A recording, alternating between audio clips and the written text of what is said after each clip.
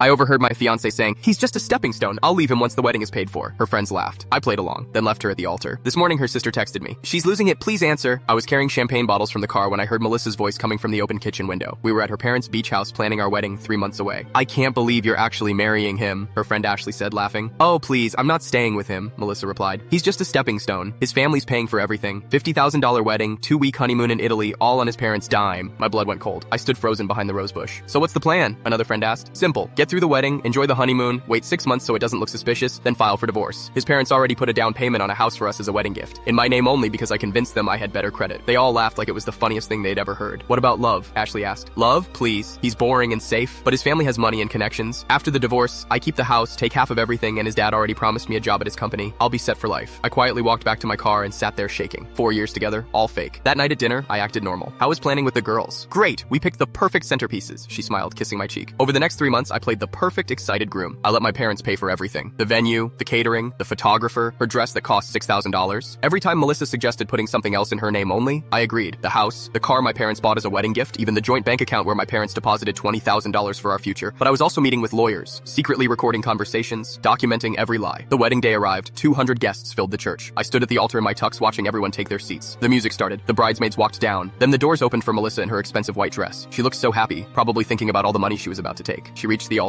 The priest smiled at us. "Dearly beloved, we are gathered here today." "Actually," I interrupted, pulling out my phone. "Before we start, everyone needs to hear something." I pressed play. Melissa's voice filled the church through the speakers my cousin had helped me set up. "He's just a stepping stone. I'll leave him once the wedding is paid for." The room went silent. You could hear people gasping. I played the whole 3-minute conversation, every cruel word, every laugh from her friends. Melissa's face went from confusion to horror to pure panic. I didn't mean." "Yes, you did," I said calmly. "And thanks for the past 3 months. Letting you put everything in your name made the paper trail crystal clear. My lawyers have everything." I turned to our guests. "There will be no wedding today, but please enjoy the reception. All $50,000 worth of food and drinks, my parents insist." I walked out of that church and never looked back. My lawyers got the house back, the car, every penny. Turns out recording conversations about fraud is legal in our state, and planning a marriage just to steal money counts as fraud. Melissa tried calling 847 times in the first week. I blocked her. Her sister started texting yesterday. "She's losing it. Please answer. She's sorry. She made a mistake. She really loves you." I finally replied this morning. "Tell her the stepping stone says hello from the top of the stairs she tried to climb over me to reach." Her sister wrote back, "She's broke, lost everything, can't find a job because everyone in town knows what she did." I sent one final message. "Good. Now she knows what it feels like to be used." Actually, scratch that. The best revenge is playing along with their plan and making them lose everything they tried to steal.